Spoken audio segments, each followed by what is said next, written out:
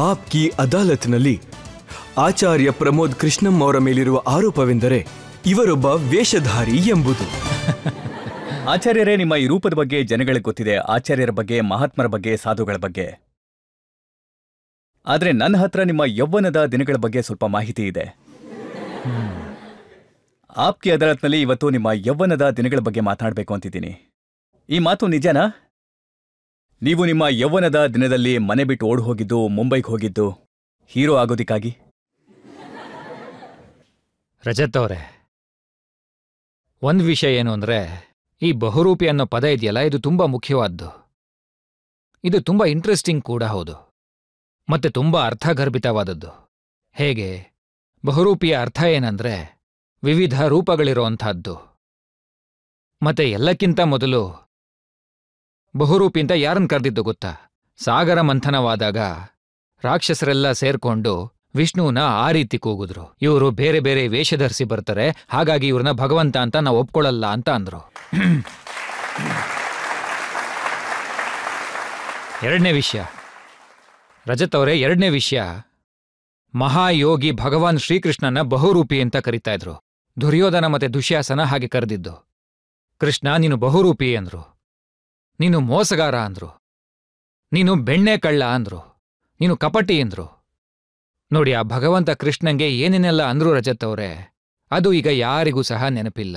ಆದರೆ ಕುರುಕ್ಷೇತ್ರದ ಯುದ್ಧ ಭೂಮಿಯಲ್ಲಿ ಶ್ರೀಕೃಷ್ಣ ಏನೆಲ್ಲ ಹೇಳದ್ನೋ ಇವತ್ತು ಎಲ್ರಿಗೂ ಸಹ ನೆನಪಿದೆ. ಪ್ರಶ್ನೆಗಳನ್ನ ಮಾಡ್ತಾರೆ ರಜತ್ ಅವರು. ಆದ್ರೆ ನಾನಿವತ್ತು ಜಗತ್ತಿಗೆ ನಿಮ್ಮ ಯೌವನದ ದಿನಗಳ ಫೋಟೋಗಳನ್ನ ತೋರಿಸ್ಬೇಕು ಅಂತ ಅನ್ಕೊಂಡಿದ್ದೀನಿ. ನನ್ನ ಹತ್ರ ಕೆಲವು ಫೋಟೋಸ್ ಇದೆ, ಅದನ್ನ ನೋಡೋಣ. ಈಗ ನೀವಾಗ ಹೇಗ್ ಕಾಣ್ತಾ ಇದ್ರಿ ಅಂತ.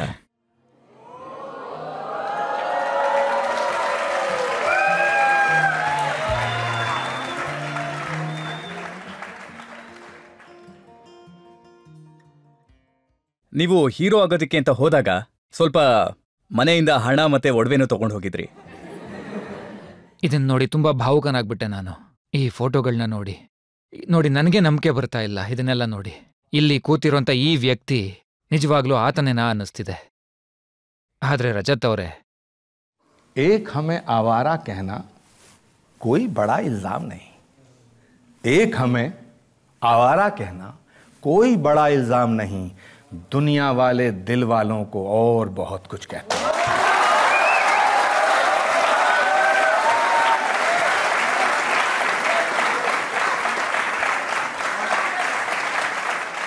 ನೀವಾಗ್ಲೇ ಹೇಳಿದ್ರಿ ನೋಡಿ, ನಾನು ಆಕ್ಟರ್ ಆಗಕ್ಕೆ ಹೋಗಿದ್ದೆ ಅಂತ.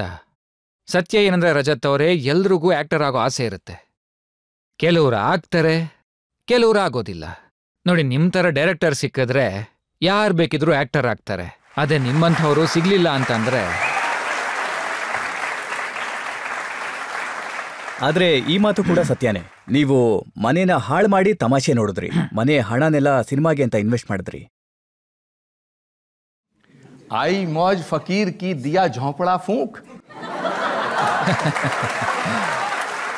ಮತ್ತೆ ನೀವು ಮಾಡ್ತಿರೋ ಆರೋಪ ಇದೆಯಲ್ಲ ರಜತ್ ಅವರೇ, ಅದಕ್ಕೆ ಉತ್ತರ ಇಲ್ಲೇ ಇದೆ ನೋಡಿ. ನಾನು ಇವತ್ತು ತಿರುಕ ಅಲ್ಲ, ಚಿಕ್ಕಂದಿನಿಂದನೂ ತಿರುಕಾನೆ ಅಂತ. ಮತ್ತೆ ನೀವು ಹೀರೋ ಆಗೋದಿಕ್ ಸಾಧ್ಯ ಆಗದೆ ಇದ್ದಾಗ ನೀವು ಕವಿತೆಗಳು ಬರೆಯೋದಿಕ್ ಶುರು ಮಾಡಿದ್ರಿ, ಸಿನಿಮಾಗಳಿಗೆ ಹಾಡು ಬರೆಯೋದಕ್ಕೆ ಪ್ರಯತ್ನ ಮಾಡಿದ್ರಿ. ಪ್ರಯತ್ನ ಪಡ್ಲಿಲ್ಲ, ನಾನು ಬರ್ದೆ.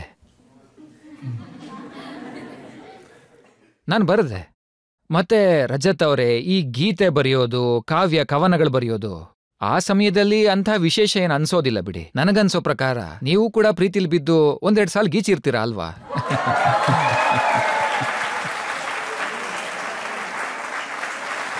ಆದ್ರೆ ಇವತ್ತು ಮೊಕದ್ದಮೆ ನಡೀತಾ ಇರೋದು ನಿಮ್ ಮೇಲೆ, ಹಾಗಾಗಿ ನೀವೇ ಹೇಳ್ಬೇಕು, ಯಾವ ನಾಗಿನಿಯ ಮೋಹಕ್ಕೊಳಗಾಗಿ ನೀವು ಹಾಡನ್ನ ಬರೆದ್ರಿ?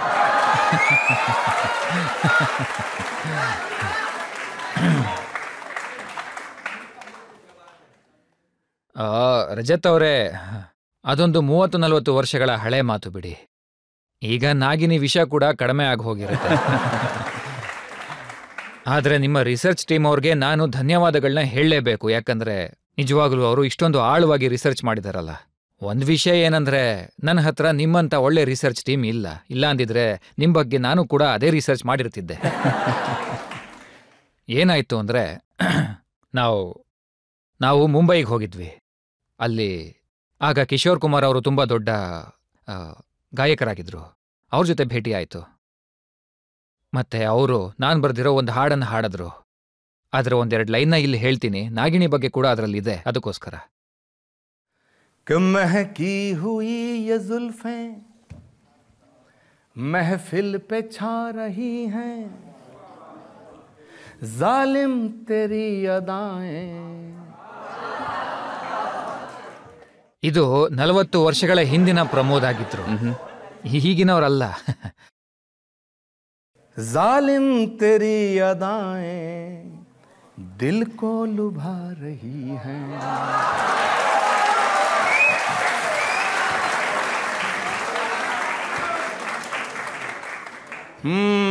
मस्तानी चाल तेरी. ರಜಜ್ಜಿ, ನೀವೀಗ ಯುವಕನಾಗೋಕ್ಕಿಂತ ಇನ್ನು ಹಿಂದಿನ ಸಮಯ ಕರ್ಕೊಂಡು ಹೋಗ್ಬಿಟ್ರಿ ನನ್ನ.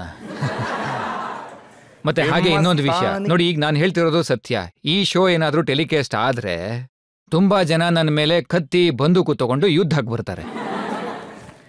के मस्तानी चाल तेरी जैसे लहरती नागन, आपास आके डस ले हमसे छुड़ा न दाना.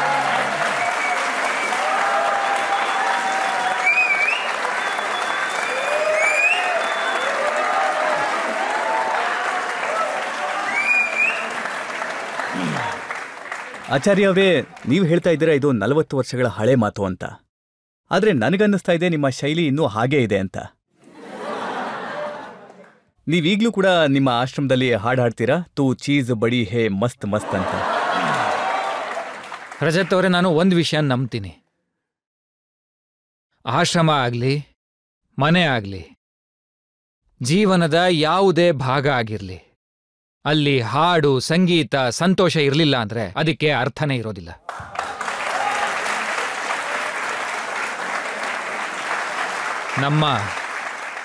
ನಮ್ಮ ಈ ಸನಾತನ ಭಾರತದ ಸಂಸ್ಕೃತಿ, ಭಾರತದ ಸಭ್ಯತೆ, ಭಾರತದ ಸಂಸ್ಕಾರ, ಇದರಲ್ಲಿ ಯಾರು ನೃತ್ಯ ಮಾಡಿಲ್ಲ ಹೇಳಿ?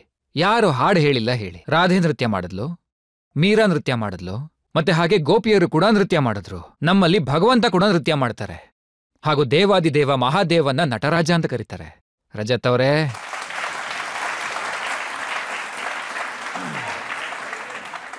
ಮತ್ತೆ ರಜತ್ ಅವರೇ, ಕುಣಿಬೇಕು ಅಂತ ನಿಮ್ಮನ್ಸು ಕೂಡ ಆಸೆ ಪಡ್ತಿರುತ್ತೆ. ಆದ್ರೆ ಒಬ್ಬ ಸಂತ ಮಹಾತ್ಮರೊಬ್ಬರು ತೂ ಚೀಸ್ ಬಡಿ ಹೇ ಮಸ್ತ್ ಮಸ್ತ್ ಅಂತ ಹಾಡಾಡಿದ್ರೆ ಅದು ಆಶ್ಚರ್ಯ ಏನಲ್ಲ? ರಜತ್ ಅವರೇ, ನೀವು ಗಮನಿಸಿರಬಹುದು, ನಮ್ಮ ರಾಮಾಯಣದಲ್ಲಿ ಈ ರೀತಿ ಹೇಳಿದ್ದಾರೆ. ಪ್ರತಿಯೊಂದು ವಿಷಯವನ್ನು ನೋಡುವಂಥ ಬೇರೆ ಬೇರೆ ದೃಷ್ಟಿಕೋನಗಳಿರುತ್ತವೆ. ಒಬ್ಬರಿಂದ ಒಬ್ರಿಗದು ಬೇರೆ ಆಗತ್ತೆ. ಮರ್ಯಾದಾ ಪುರುಷೋತ್ತಮ ಭಗವಂತ ಶ್ರೀರಾಮ ಜಗತ್ತು ಅವರನ್ನ ಭಗವಂತ ಅನ್ನತ್ತೆ. ನಾನು ಕೂಡ ಹಾಗೆ ಕರಿತೀನಿ. ಆದರೆ ಕೆಲವು ಜನ ಅವರ ಅಸ್ತಿತ್ವವನ್ನೇ ಪ್ರಶ್ನೆ ಮಾಡ್ತಾರೆ. ಅವ್ರಿಗೇನು ಹೇಳ್ತೀರಾ ನೀವು? ನಾನು ನಿಮ್ಮನ್ನ ಈ ಮಾತು ಕೇಳಬೇಕು. ಹೇಮಾ ಮಾಲಿನಿ ಅವರು ನಿಮ್ಮ ಆಶ್ರಮಕ್ಕೆ ಬಂದಾಗ ನೀವು ಅವ್ರನ್ನ ಯಾವ ದೃಷ್ಟಿಯಿಂದ ನೋಡ್ತೀರಾ?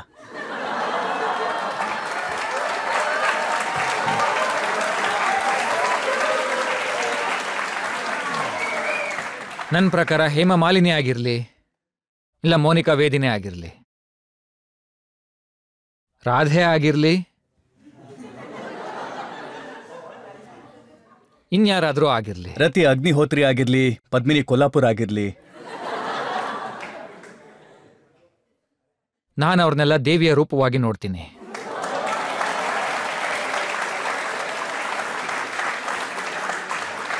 ಹಾ, ನಮ್ಮಲ್ಲಿ ಹೀಗೆಲ್ಲ ಹೇಳಿದಾರಲ್ಲ, ನೀವು ಗಮನಿಸಿರ್ಬೋದು. ನಮ್ಮ ಸನಾತನ ಶಾಸ್ತ್ರಗಳಲ್ಲಿ ಹೀಗೆ ಹೇಳಿದ್ದಾರೆ. ಯತ್ರ ನಾರ್ಯಸ್ತು ಪೂಜ್ಯಂತೆ ರಮಂತೆ ತತ್ರ ದೇವತಾಃ. ಯಾವ ಭೂಮಿಯಲ್ಲಿ, ಯಾವ ಪ್ರದೇಶದಲ್ಲಿ, ಯಾವ ಜಾಗದಲ್ಲಿ ಮತ್ತೆ ಯಾವ ಮನೆಯಲ್ಲಿ ಸ್ತ್ರೀಯ ಪೂಜೆ ಆಗೋದಿಲ್ವೋ, ಸ್ತ್ರೀಯನ್ನ ದೇವಿ ರೂಪದಲ್ಲಿ ನೋಡೋದಿಲ್ವೋ, ಆ ಮನೆ ಯಾವತ್ತೂ ಏಳಿಗೆ ಆಗೋದಿಲ್ಲ ಅಂತ. ಆಚಾರ್ಯ ಅವರೇ, ಸ್ವಲ್ಪ ಇರಿ ರಜತ್ ಅವರೇ, ನನಗೆ ಇನ್ನೊಂದು 10 ಸೆಕೆಂಡ್ ಟೈಮ್ ಕೊಡಿ. ನೋಡಿ, ನಮ್ಗೆ ಹಣದ ಅವಶ್ಯಕತೆ ಬಿದ್ದಾಗ ನಾವು ಹೇಳ್ತೀವಿ, ಯಾ ದೇವಿ ಸರ್ವಭೂತೇಷು ಲಕ್ಷ್ಮೀ ರೂಪೇಣ ಸಂಸ್ಥಿತ, ನಮಸ್ತಸ್ಯೈ ನಮಸ್ತಸ್ಯೈ ನಮಸ್ತಸ್ಯೈ ನಮೋ ನಮಃ. ಅದೇ ನಮ್ಗೆ ವಿದ್ಯೆ ಬೇಕಿದ್ದಾಗ, ನಮ್ಗೆ ಜ್ಞಾನ ಬೇಕಿದ್ದಾಗ ನಾವ್ ಹೇಳ್ತೀವಿ ಯಾ ದೇವಿ ಸರ್ವಭೂತೇಷು ಸರಸ್ವತ್ಯೈ ರೂಪೇಣ ಸಂಸ್ಥಿತ ನಮಸ್ತಸ್ಯೈ ನಮಸ್ತಸ್ಯೈ ನಮಸ್ತಸ್ಯೈ ನಮೋ ನಮಃ. ಮತ್ತೆ ನಮ್ಗೆ ಶಕ್ತಿ ಬೇಕಿದ್ದಾಗ, ನಮಗೆ ತಾಕತ್ತು ಬೇಕಿದ್ದಾಗ, ನಮ್ಗೆ ದೃಢತೆ ಬೇಕಿದ್ದಾಗ ನಾವ್ ಹೇಳ್ತೀವಿ ಯಾ ದೇವಿ ಸರ್ವಭೂತೇಷು ಶಕ್ತಿ ರೂಪೇಣ ಸಂಸ್ಥಿತ ನಮಸ್ತಸ್ಯೈ ನಮಸ್ತಸ್ಯೈ ನಮಸ್ತಸ್ಯೈ ನಮೋ ನಮಃ.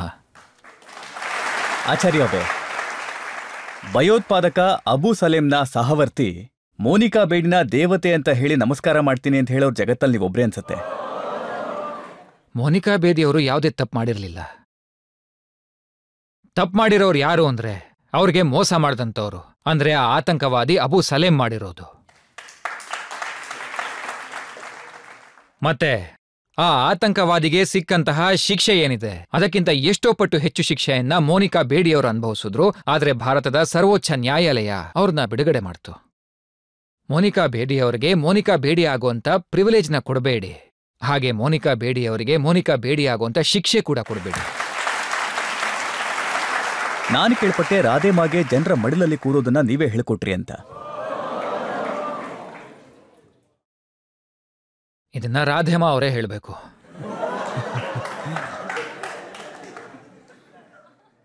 ರಾಧೇಮಾ ಅವರಿಗೆ ಕೇಳಬೇಕಿರೋ ಪ್ರಶ್ನೆನ ಈ ಬಡ ಸನ್ಯಾಸಿನ ಕೇಳ್ತಾ ಇದ್ದೀರಲ್ಲ ರಜತ್ ಅವರೇ. ನೀವು ಅಷ್ಟೊಂದು ಬಡವರು ಅಲ್ಲ, ಭಿಕ್ಷುಕರು ಕೂಡ ಅಲ್ಲ, ಅಷ್ಟೊಂದು ಶ್ರೀಮಂತ ಕೂಡ ಅಲ್ಲ. ಅಂಬಾನಿಯವರ ಜೊತೆ ವಿಮಾನದಲ್ಲಿ ಪ್ರಯಾಣ ಮಾಡಿ ರಾತ್ರಿ ರೆಡ್ ವೈನ್ ಕುಡಿದು ಕುಣಿಯೋಕಂತೂ ಆಗಲ್ಲ.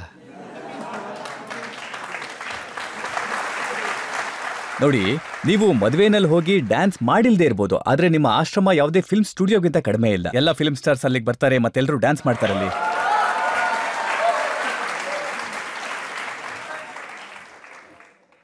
ಅದೊಂದು ತುಂಬಾ ಪವಿತ್ರವಾದ ಸ್ಥಳ, ಎಲ್ಲರಿಗೂ ಶಾಂತಿ ಸಿಗುವಂತ ಸ್ಥಳ.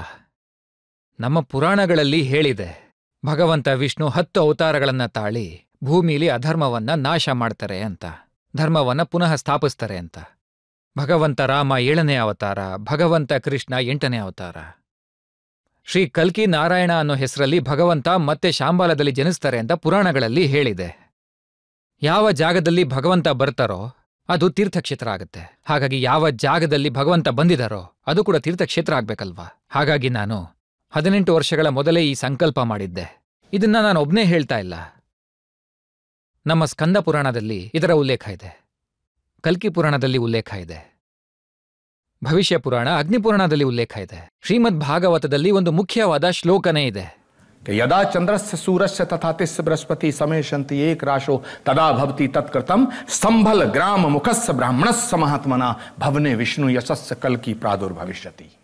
ಭಗವಂತ ವಿಷ್ಣು ಪೂರ್ಣ ಅವತಾರವಾದ ಕಲ್ಕಿಯಾಗಿ ಶಂಭಲ ಗ್ರಾಮದಲ್ಲಿ ಜನ್ಮ ಎತ್ತುತ್ತಾರೆ. ವಿಷ್ಣುಯಸ್ ಎಂಬ ಬ್ರಾಹ್ಮಣನ ಮನೆಯಲ್ಲಿ ಆತ ಅವತಾರ ತಾಳ್ತಾರೆ. ಯಾವ ಭೂಮಿಯಲ್ಲಿ ಭಗವಂತ ಅವತಾರ ತಾಳ್ತಾರೋ ಆ ಭೂಮಿಗೆ ನಮಸ್ಕರಿಸೋದ್ರಲ್ಲಿ, ಆ ಭೂಮಿಗೆ ಪೂಜಿಸೋದ್ರಲ್ಲಿ, ಆ ಭೂಮಿಗೆ ನಿಮ್ಮ ಹಣೆಯನ್ನ ತಗಲಿಸಿ ನಮಸ್ಕಾರ ಮಾಡೋದಿಕ್ಕೆ ನಿಮ್ ಎಲ್ರಿಗೂ ಕಲ್ಕಿ ಧಾಮಕ್ಕೆ ಬನ್ನಿ ಅಂತ ಆಹ್ವಾನ ನೀಡ್ತಾ ಇದ್ದೀನಿ. ನಾವು ಇವರನ್ನ ಕೇಳೋಣ. ನಮ್ಮ ಪ್ರೇಕ್ಷಕರಿಗೆ ಯಾರಿಗಾದ್ರೂ ಕಲ್ಕಿ ಧಾಮದ ಬಗ್ಗೆ ಪ್ರಶ್ನೆ ಇದೆಯಾ ಅಂತ ಕೇಳೋಣ. ಸರ್, ನಾನ್ ನಿಮಗೆ ಕೇಳ್ತಿರೋ ಪ್ರಶ್ನೆ ಏನು ಅಂದ್ರೆ, ನೀವು ಕಲ್ಕಿ ಭಗವಾನ್ ಅವರ ಅಷ್ಟು ದೊಡ್ಡ ಮಂದಿರನ ಕಟ್ಟಿಸ್ತಾ ಇದ್ದೀರಾ, ಆದ್ರೆ ಕೆಲವು ಜನರು ಅದನ್ನ ನಂಬ್ತಾರೆ, ಅವ್ರಾಗ್ಲೇ ಒಂದ್ ಅವತಾರನ ತಾಳಿದ್ದಾರೆ, ಅವರೇ ಅದ್ರ ಸ್ವಯಂ ರೂಪ ಅಂತ. ಅದ್ರ ಬಗ್ಗೆ ನೀವೇನ್ ಹೇಳ್ತೀರಾ? ಭಗವಂತ ಎಂದಿಗೂ ಸಹ ತಾನು ಭಗವಂತ ಅಂತ ಹೇಳ್ಕೊಳಲ್ಲ. ತಾನು ಕಲ್ಕಿ ಅವತಾರ ಅಂತ ಯಾರು ಹೇಳ್ಕೋತಾರೋ ಅವರು ಹುಚ್ಚರ ಅಂತ ಪರೀಕ್ಷೆ ಮಾಡಿಸ್ಬೇಕಾಗಿದೆ.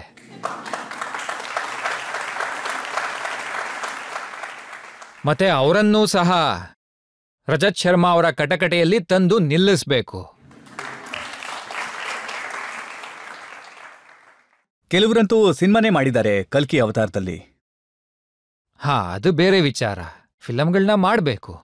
ಭಗವಂತನ ಎಷ್ಟು ಅವತಾರಗಳಿದೆಯೋ ಅದ್ರ ಮೇಲೆ ಫಿಲಂಗಳು ಬಂದಿವೆ, ಸೀರಿಯಲ್ ಕೂಡ ಬಂದಿವೆ. ಹಾಗೆ ಇನ್ನೊಂದು ವಿಷಯ ರಜತ್ ಅವರೇ, ನಾನು ಮೊದಲನೇ ಬಾರಿ ಹೇಮಮಾಲಿನಿ ಅವ್ರನ್ನ ಭೇಟಿಯಾದಾಗ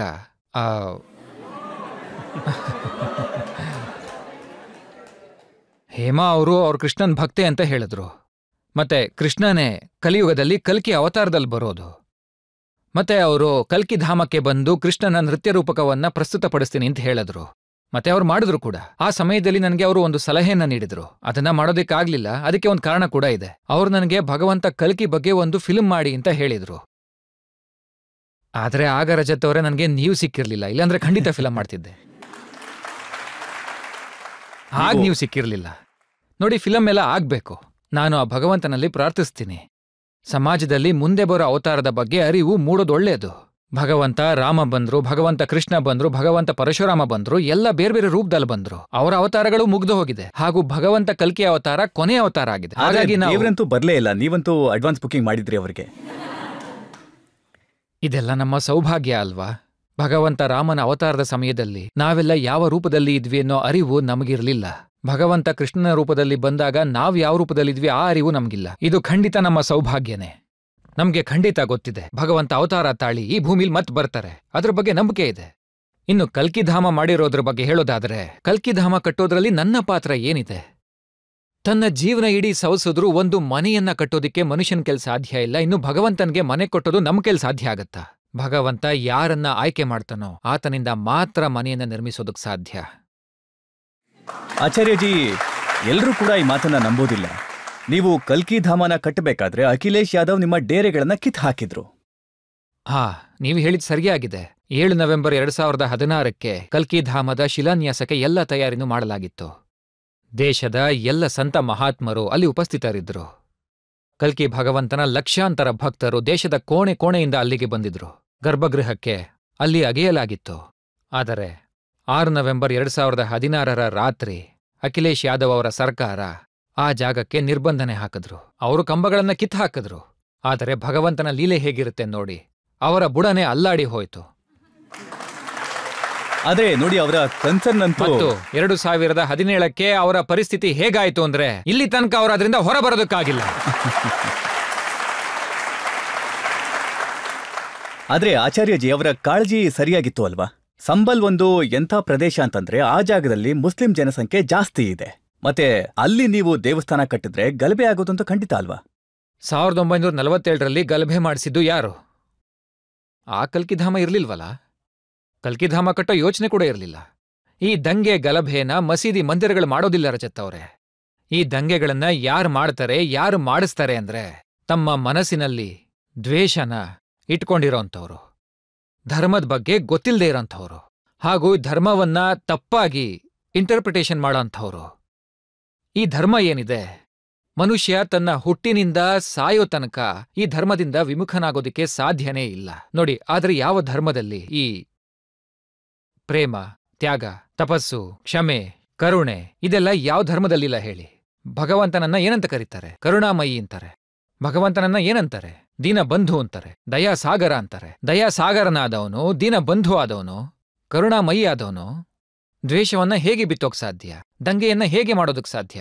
ಈ ದಂಗೆ ಮಾಡೋ ಜನ ಇದ್ದಾರಲ್ಲ ರಜತ್ ಅವರೇ, ಇವರು ಭಾರತದಲ್ಲಿ ಮೊದಲು ಕೂಡ ಇದ್ರು, ಈಗ್ಲೂ ಇದ್ದಾರೆ, ಮತ್ತೆ ಮುಂದೆ ಕೂಡ ಇದ್ದೇ ಇರ್ತಾರೆ. ಆದ್ರೆ ಈ ದಂಗೆ ಮಾಡ್ಸೋರಿಗೆ ಚಿಕಿತ್ಸೆ ಕೊಡು, ಸರಿ ಮಾಡೋಂಥ ವ್ಯಕ್ತಿ ಮುಂಚೆನೂ ಇದ್ರು, ಈಗ್ಲೂ ಇದ್ದಾರೆ, ಮುಂದೆನೂ ಬರ್ತಾರೆ. ನೀವು ಫರೂಕ್ ಅಬ್ದುಲ್ಲಾ ಅವರನ್ನ ಕರೆಸಿದಾಗ ಏನನ್ನ ಯೋಚಿಸಿ ಕರೆಸಿದ್ರಿ? ಗಲಾಟೆ ಮಾಡೋರು ಅಂತಾನ ಅಥವಾ ಅದನ್ನ ತಡೆಯೋರು ಅಂತಾನ? ನೋಡಿ, ಪ್ರತಿಯೊಬ್ಬ ವ್ಯಕ್ತಿಯಲ್ಲೂ ರಜತ್ ಶರ್ಮಾನೂ ಇರ್ತಾರೆ, ಫಾರೂಕ್ ಅಬ್ದುಲ್ಲಾ ಕೂಡ ಇರ್ತಾರೆ. ಮತ್ತೆ ರಜತ್ ಅವರೇ, ಫಾರೂಕ್ ಅಬ್ದುಲ್ಲಾ ಅವ್ರನ್ನ ಪೊಲಿಟಿಕಲ್ ಪಾಯಿಂಟ್ ಆಫ್ ವ್ಯೂನಲ್ಲಿ ಅವರು ಹೇಳಿರೋಂಥ ಎಷ್ಟೋ ವಿಚಾರಗಳನ್ನ ನಾನು ಇವತ್ತಿಗೂ ಸಹ ಒಪ್ಪೋದಿಲ್ಲ. ಆದ್ರೆ ಯಾವಾಗ ಡಾಕ್ಟರ್ ಫಾರೂಕ್ ಅಬ್ದುಲ್ಲಾ ಅವರು ಕಲ್ಕಿಧಾಮಕ್ಕೆ ಬಂದಿದ್ರು, ಅವರು ಅಲ್ಲಿ ರಾಮ ಭಜನೆ ಮಾಡಿದ್ರು.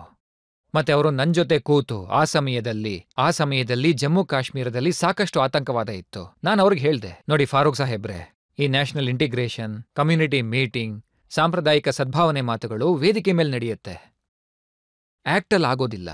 ಹಾಗಾಗಿ ಸಾಂಪ್ರದಾಯಿಕ ಸದ್ಭಾವನೆ ಅಲ್ಲಿ ಹುಟ್ಟುತ್ತಾ ಇಲ್ಲ. ಅವರು ಆಚಾರ್ಯರೇ ನಿಮಗೇನು ಬೇಕು ಹೇಳಿ ಅಂತ ಕೇಳಿದ್ರು. ನಾನವರಿಗೆ ಕಲ್ಕಿಧಾಮಕ್ಕೆ ಬಂದು ನನ್ನ ಜೊತೆ ಯಜ್ಞ ಮಾಡ್ತೀರಾ ಅಂತ ಕೇಳ್ದೆ. ಆಗ ಅವರು ಇದರಲ್ಲಿ ತಪ್ಪೇನಿಲ್ವಲ್ಲ, ನಾನು ಬರ್ತೀನಿ ಬಿಡಿ ಎಂದ್ರು. ನಾನದಕ್ಕೆ ಯೋಚನೆ ಮಾಡಿ ಸಮಯ ತಗೊಳ್ಳಿ ಅಂತ ಹೇಳ್ದೆ. ಅವರು ಪರವಾಗಿಲ್ಲ, ನಾನು ಬರ್ತೀನಿ ಬಿಡಿ ಎಂದ್ರು. ಐ ವಿಲ್ ಫೇಸ್ ಅಂದ್ರು. ಆದ್ರೆ ಅವರಿಗೆ ಆ ಯಜ್ಞ ಏನು ಅನ್ನೋದು ಗೊತ್ತಿರಲಿಲ್ಲ. ಆಮೇಲೆ ಅವ್ರು ಬಂದಾಗ ನಾವು ಯಜ್ಞಕ್ಕೆ ಆಹುತಿ ಹಾಕ್ಬೇಕು ಅಂತ ಹೇಳಿದ್ವಿ. ಯಜ್ಞ ಬ್ರಹ್ಮ ಆಹುತಿ ಹಾಕಿ ಅಂತ ಹೇಳಿದ್ರು. ಹಾಗೆ ಯಜ್ಞ ಬ್ರಹ್ಮ ಆಚಾರ್ಯ ಪ್ರಮೋದ್ ಕೃಷ್ಣ ಅವರೇ ಮಂತ್ರ ಹೇಳಿ ಎಂದ್ರು. ಮತ್ತೆ ಫಾರೂಕ್ ಸಾಹೇಬ್ರಿಗೂ ಗೊತ್ತಿರಲಿಲ್ಲ ಮಂತ್ರ ಯಾವುದು ಅಂತ. ನಾನೊಂದು ಮಂತ್ರ ಹೇಳ್ದೆ, ಓಂ ಇಂಡಿಯನ್ ಮುಜಾಹಿದೀನ್ ಅಂ ಫಟ್ ಸ್ವಾಹ. ಅವ್ರು ಆಹುತಿ ಹಾಕಿದ್ರು. ಯಾವ ಫಾರೂಕ್ ಅಬ್ದುಲ್ಲಾ ಅವರು ಇಂಡಿಯನ್ ಮುಜಾಹಿದ್ದೀನ್ ವಿರುದ್ಧವಾಗಿ ಹವನ ಮಾಡ್ತಾರೋ, ರಾಮನ ಭಜನೆ ಮಾಡ್ತಾರೋ, ನನಗೆ ಆ ಫಾರೂಕ್ ಅಬ್ದುಲ್ಲಾ ಗೊತ್ತಿರೋದು. ತುಂಬಾ ದೊಡ್ಡ ಕಾಂಟ್ರವರ್ಸಿ ಆಗಿದ್ದು ಯಾವಾಗ ಅಂತಂದ್ರೆ ನೀವು ಪ್ರಧಾನಮಂತ್ರಿ ನರೇಂದ್ರ ಮೋದಿ ಅವರನ್ನ ಕರೆಸಿದಾಗ ಶಂಕುಸ್ಥಾಪನೆಗಾಗಿ. ಇನ್ಯಾರನ್ನ ಕರ್ಸೋಕಾಗತ್ತೆ? ಅಲ್ಲ, ನೀವು ಕಾಂಗ್ರೆಸ್ ಅಲ್ಲಿದ್ರಿ, ರಾಹುಲ್ ಗಾಂಧಿ ಅವ್ರನ್ನ ಕರೆಸ್ಬೋದಿತ್ತು, ಸೋನಿಯಾ ಗಾಂಧಿನ ಕರೆಸ್ಬೋದಿತ್ತು. ರಜತ್ ಅವರೇ, ಹಣೆಯನ್ನ ನೋಡಿ ತಿಲಕವನ್ನು ಇಡಲಾಗತ್ತೆ.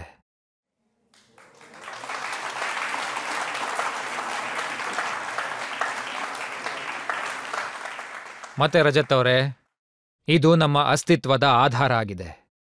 ಇದು ನಮ್ಮ ಶ್ರದ್ಧೆಯ ಕೇಂದ್ರವಾಗಿದೆ. ಇದು ನಮ್ಮ ಶ್ರದ್ಧೆಯ ಶಿಖರವಾಗಿದೆ. ಯಾವುದೇ ಮಂದಿರದ ಆಧಾರ ಶಿಲೆಯನ್ನ ಸ್ಥಾಪಿಸೋದಿಕ್ಕೆ ಕೈಗಳು ಶುದ್ಧವಾಗಿರೋದು ತುಂಬಾ ಮುಖ್ಯ ಆಗತ್ತೆ ರಜತ್ ಅವರೇ.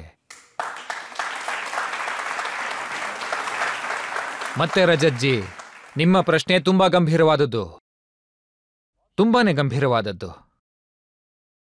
ನಾನು ಮನಸ್ಸಿನ ಮಾತನ್ನ ಕೇಳಿ ಬದುಕುವಂತವನು. ಕ್ಷಮಿಸಿ ನನ್ನ. ಈ ಆಚಾರ್ಯ ಪ್ರಮೋದ್ ಕೃಷ್ಣ ಎಲ್ಲೇ ಇರಲಿ, ಆದ್ರೆ ಇದು ಬಿಜೆಪಿ ಮತ್ತು ಕಾಂಗ್ರೆಸ್ಸಿನ ಪ್ರಶ್ನೆ ಅಲ್ಲ. ಇದು ರಾಜಕೀಯದ ಪ್ರಶ್ನೆ ಕೂಡ ಅಲ್ಲ. ಇದು ಸನಾತನ ಪರಂಪರೆಯ ಪ್ರಶ್ನೆಯಾಗಿದೆ. ಶ್ರೀ ಕಲ್ಕಿಧಾಮದ ಶಿಲಾನ್ಯಾಸ ಬೀಫ್ ತಿನ್ನೋದರ ಪರ ವಕಾಲತ್ತು ವಹಿಸೋರ ಕೈಯಲ್ಲಿ ಯಾವತ್ತಿಗೂ ಸಹ ನಾನು ಮಾಡಿಸೋದಿಲ್ಲ.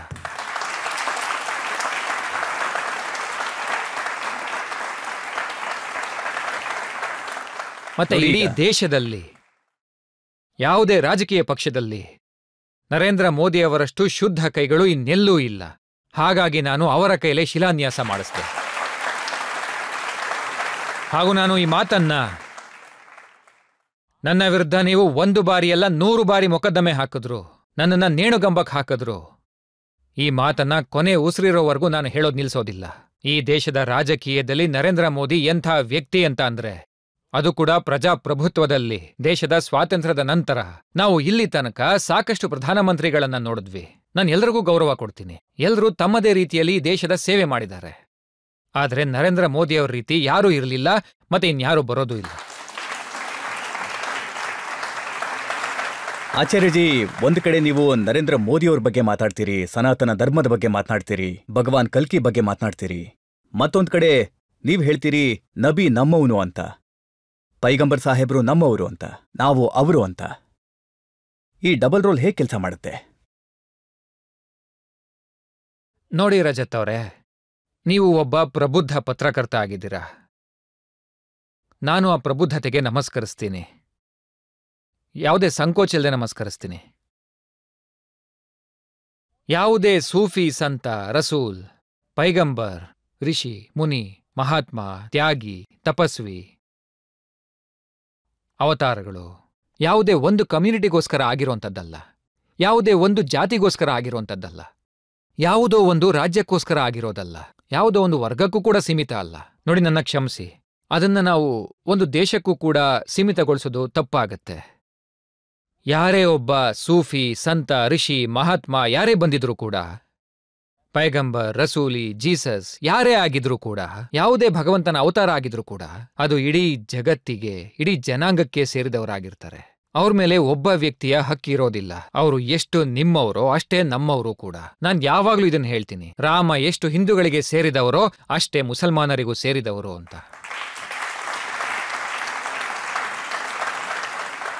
ಮತ್ತೆ ಪೈಗಂಬರ್ ಮೊಹಮ್ಮದ್ ಎಷ್ಟು ಮುಸಲ್ಮಾನರಿಗೆ ಸೇರಿದವರೋ ಅಷ್ಟೇ ನಮಗೂ ಸೇರಿದವರು.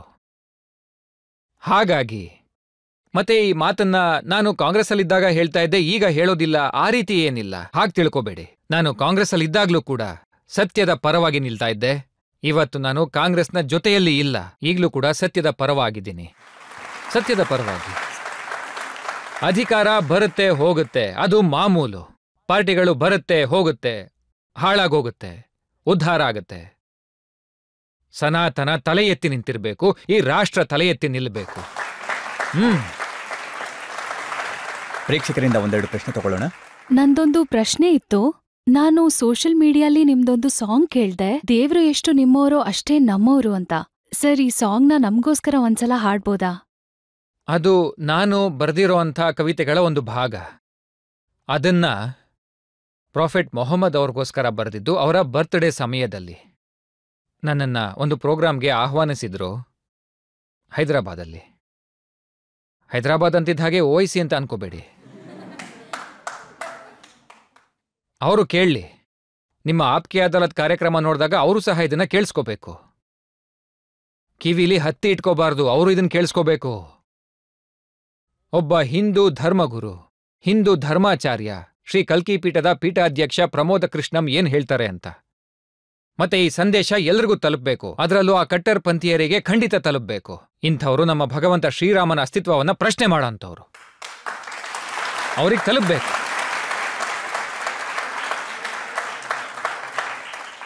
कि मेरे सीने की धड़कन है, मेरी आंखों के तारे हैं,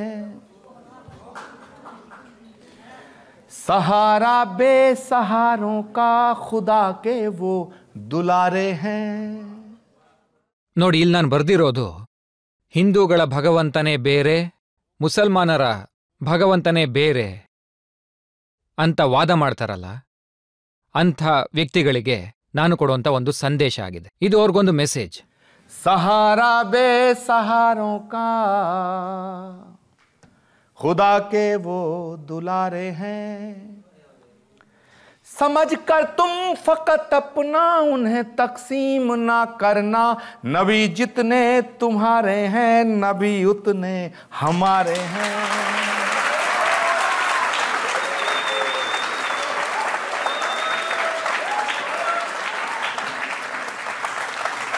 ಮತ್ತೆ ರಜತ್ ಅವರೇ, ಇಲ್ಲಿ ಎಷ್ಟು ಜನ ಕೂತಿದಾರೋ ಅದರಲ್ಲಿ 90% ಭಾರತೀಯರು ಮತ್ತು ನಮ್ಮ ಸನಾತನ ಸಂಸ್ಕೃತಿಯಲ್ಲಿ ನಂಬಿಕೆ ಇರೋಂಥವ್ರು.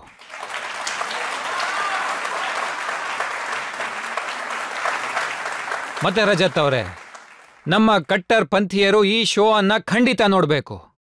ಅವರ ಕಿವಿಯಲ್ಲಿ ಇವ್ರು ಹೊಡಿತಾ ಇರೋಂಥ ಚಪ್ಪಾಳೆ ಸದ್ದು ಖಂಡಿತ ಬೀಳ್ಬೇಕು. ಯಾವ ಶೋನಲ್ಲಿ ಎಲ್ಲ ರೀತಿಯ ಜನರು ಕೂತಿದ್ದಾರೆ, ಅಲ್ಲಿ ಪ್ರಮೋದ್ ಕೃಷ್ಣಂ ಹೇಳ್ದಂತ ಒಂದು ಮಾತಿಗೆ ಚಪ್ಪಾಳೆ ಬೀಳುತ್ತೆ ಅಂದ್ರೆ ಅದ್ ಯಾಕೆ ಅಂತ ಅವ್ರಿಗೆ ಅರ್ಥ ಆಗ್ಬೇಕು. ಮತ್ತೆ ರಜತ್ ಅವರೇ, ಇದೇ ನಮ್ಮ ಸನಾತನ, ಇದೇ ನಮ್ಮ ಭಾರತ.